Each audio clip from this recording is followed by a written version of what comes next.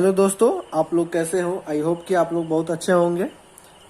और मैं इस वीडियो में अंक गणित के आधारभूत प्रमेय बताने जा रहा हूं।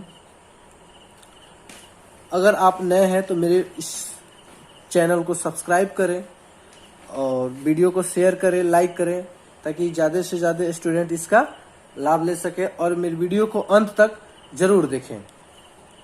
और मैंने इस वीडियो में अंक गणित के आधारभूत प्रमेय में आपको एलसीएम कैसे फाइंड आउट करते हैं प्राइम फैक्टराइजेशन विधि से, यानी कि अभाज्य प्राइम फैक्टर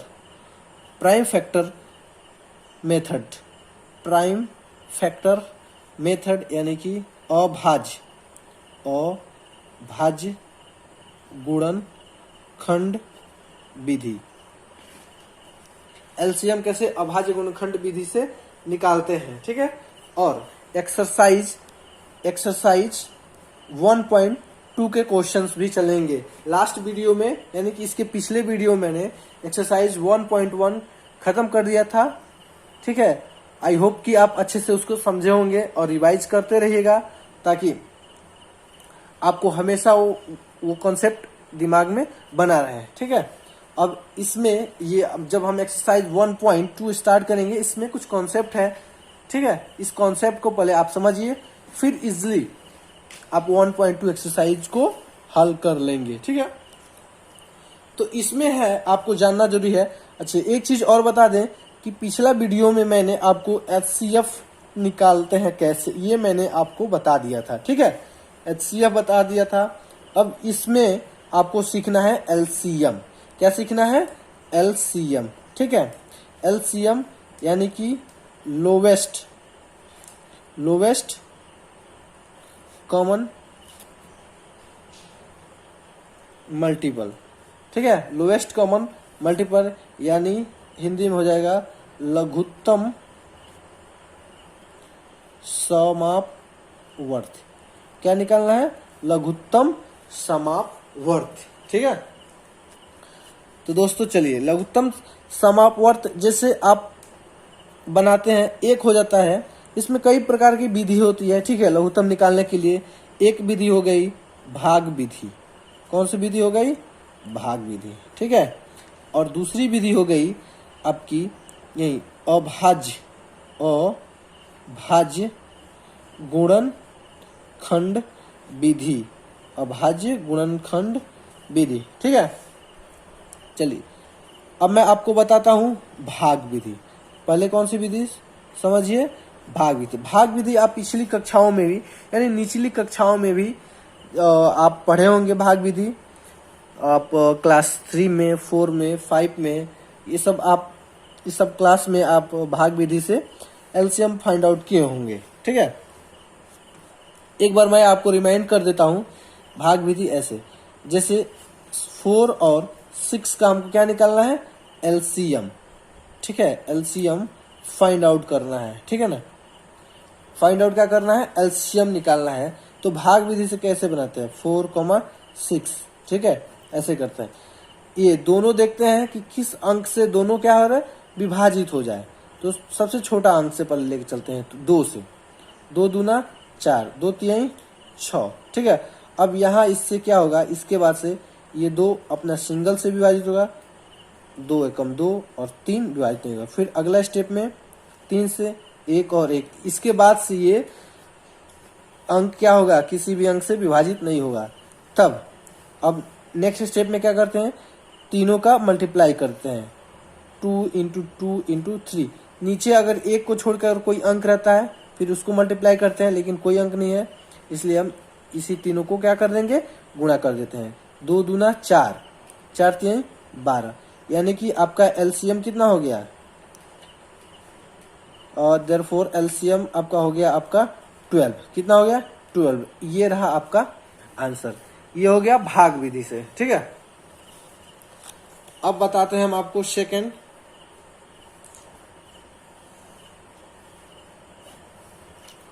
दूसरा हो जाता है गुणनखंड विधि। दूसरा हो गया गुणनखंड विधि, ठीक है। तो गुणनखंड विधि से देखिए कैसे बनाते हैं। गुणनखंड विधि से अलग अलग करके बनाते हैं। 4 का और 6 का अलग अलग गुणनखंडन करेंगे, ठीक है। ये गुणनखंड विधि कैसा गुणनखंड, तो अभाज्य गुणनखंड विधि। कौन सा, अभाज्य, अभाज्य गुणनखंड विधि से 2 में भाग कीजिए, 4 में भाग कीजिए, 2 दूना 4, 2 एकम 2, 2 तिहाई 6, 3 एकम 3, कितना आ गया, ये आपका 2 इंटू 2, यहाँ पे आ गया 2 इंटू 3, ठीक है।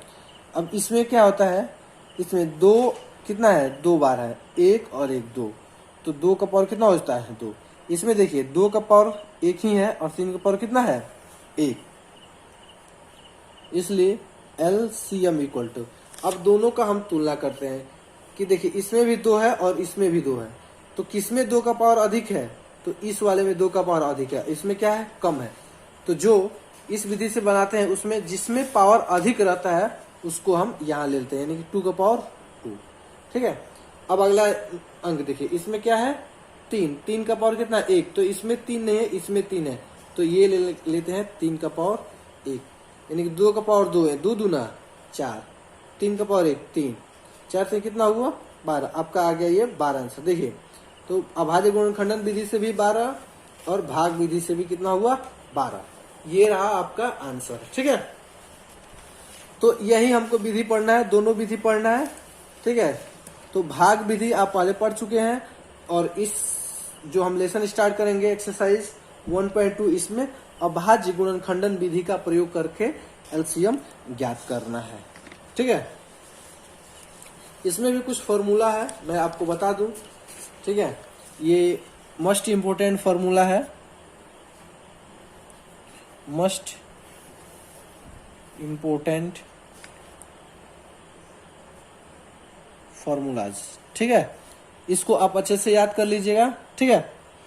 तो ये फॉर्मूला है कि पहली संख्या, देखिए पहली संख्या कहने का मतलब ये हुआ कि अभी मैंने इसमें अब अभी मैंने जो वीडियो बताया, इस वीडियो में मैंने आपको जो बताया है, तो 2 अंक लिए हैं, ठीक है। एक लिया था 4 और एक लिया था 6, तो एक हो जाएगी पहली संख्या, एक क्या हो जाएगी पहली संख्या, और ये 6 क्या हो जाएगा, तो दूसरी संख्या, 6 क्या हो जाएगी दूसरी संख्या, ठीक है। यही संख्या मैं इस फॉर्मूला में ले रहा हूं, ठीक है। तो पहली संख्या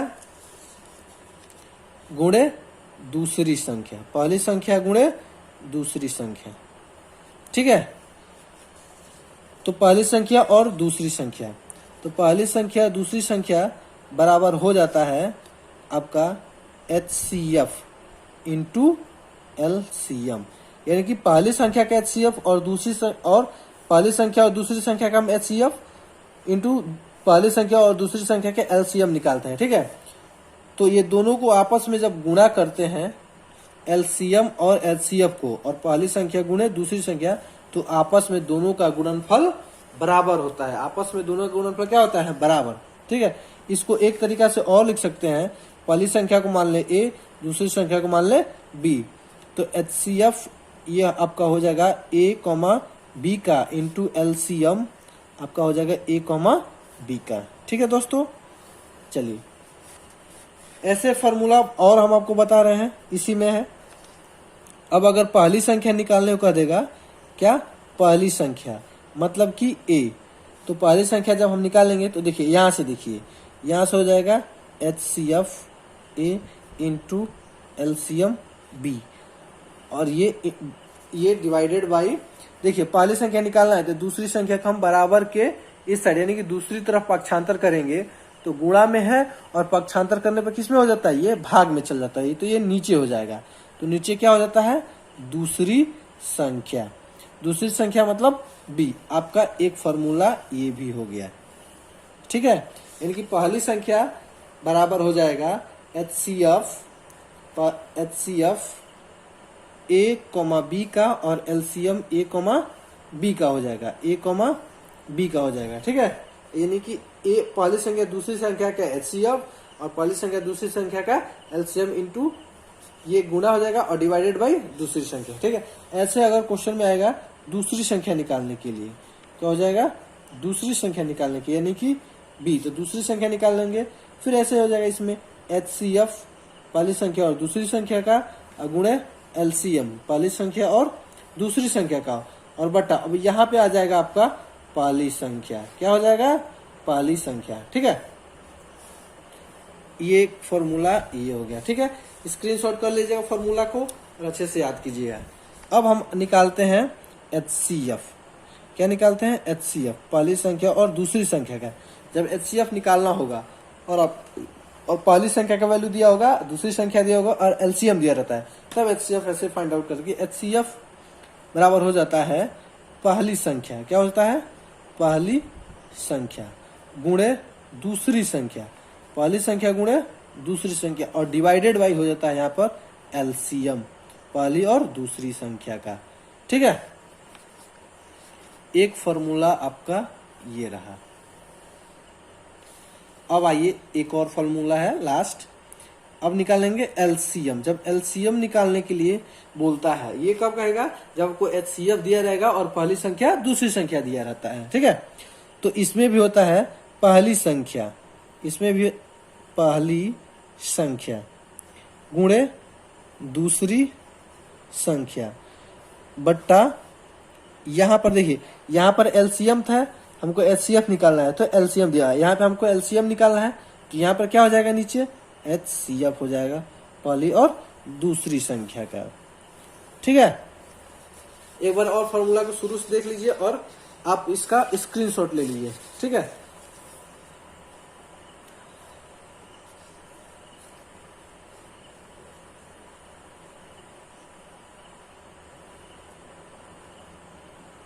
चले, ये हो गया फंडामेंटल। ठीक है, फंडामेंटल, इसमें हम आपको और एक एग्जांपल के साथ बताते हैं। आइए,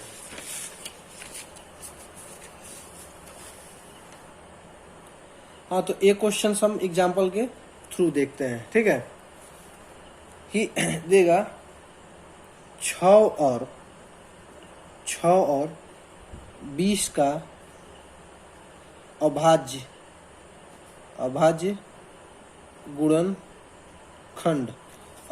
गुणनखंड विधि से HCF और LCM ज्ञात करें। चलिए, ये एग्जाम्पल में क्वेश्चन है दोस्तों। ठीक है, आप अच्छे से समझिए, फिर एक्सरसाइज आप हल कीजिएगा। ठीक है,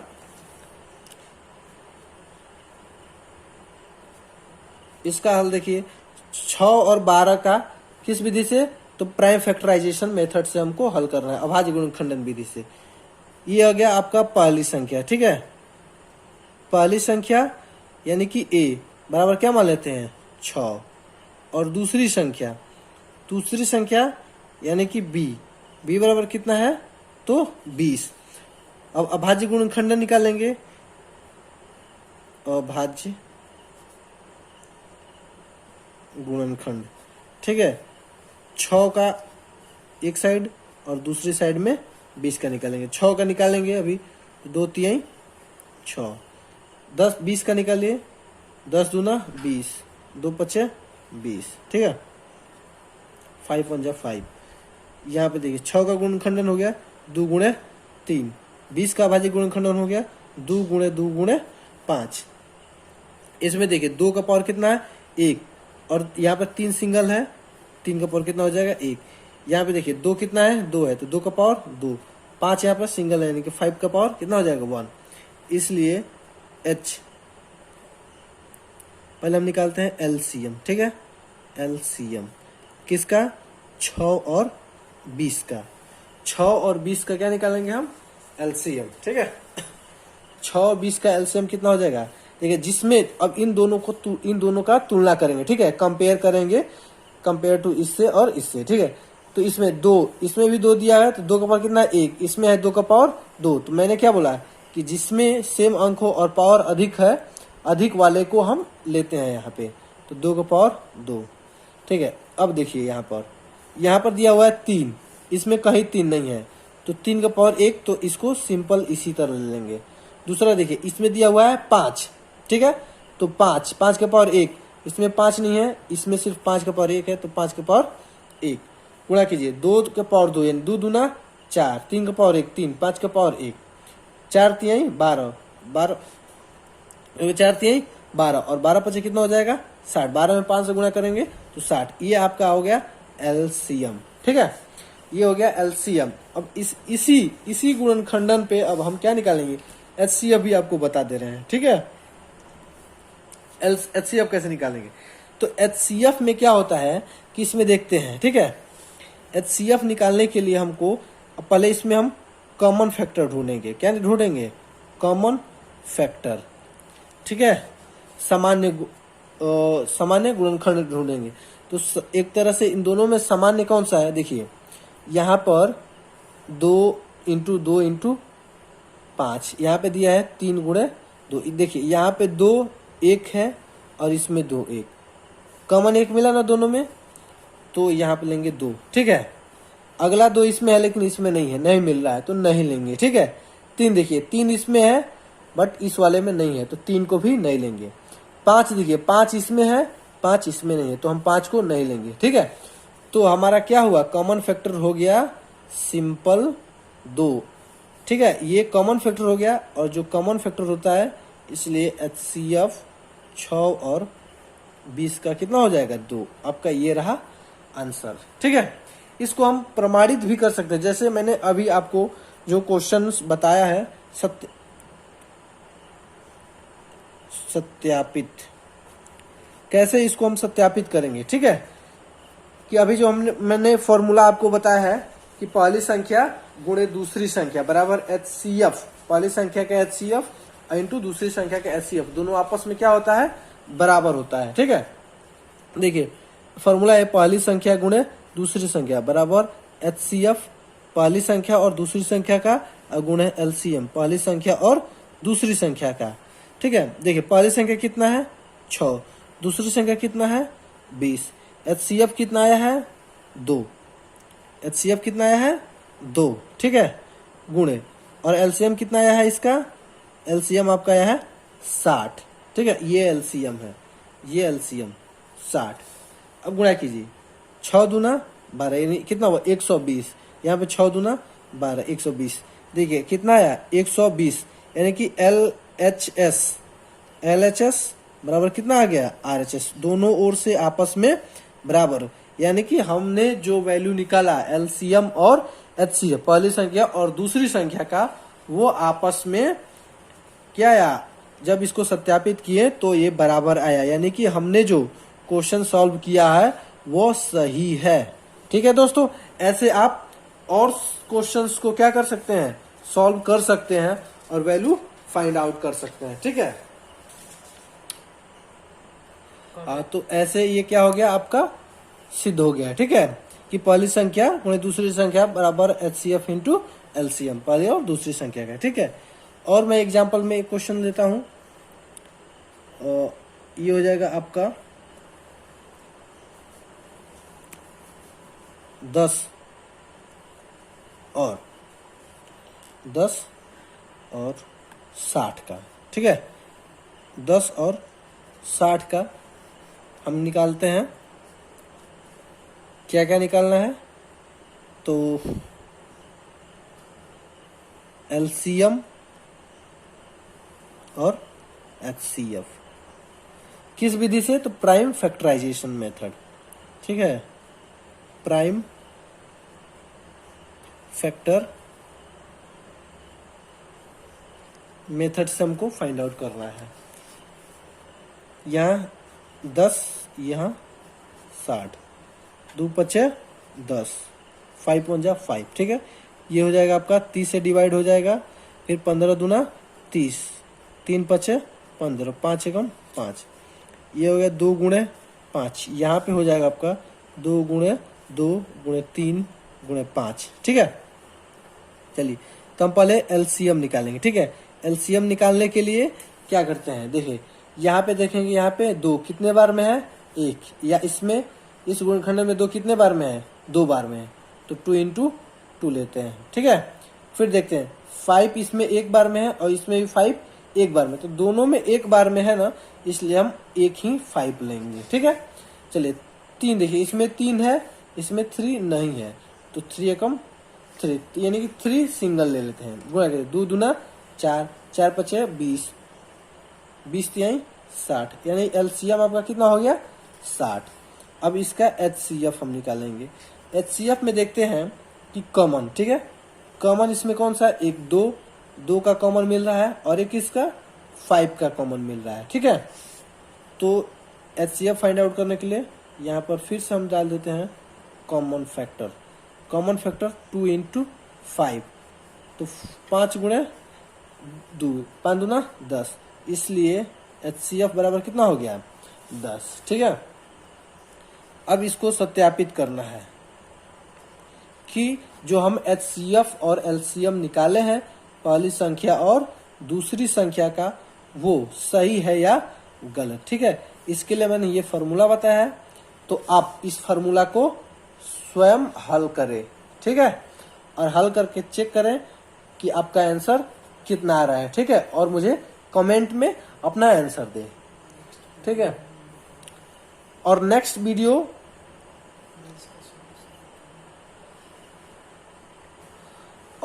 वीडियो में मैं इसका सॉल्यूशन भी बताऊंगा। ठीक है, और मैं एक क्वेश्चंस भी आपको दे रहा हूं।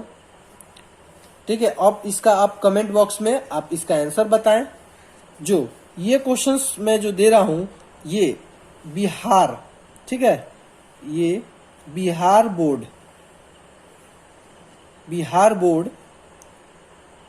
2020 के एग्जाम में पूछा हुआ है क्वेश्चन। ठीक है, इसी चैप्टर का क्वेश्चन है, और ये अभी इस साल के बोर्ड के एग्जाम में ये क्वेश्चंस पूछा हुआ है।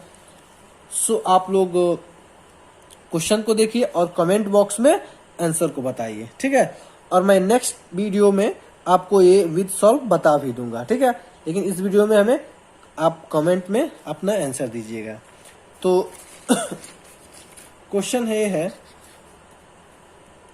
2 लगातार संख्याओं का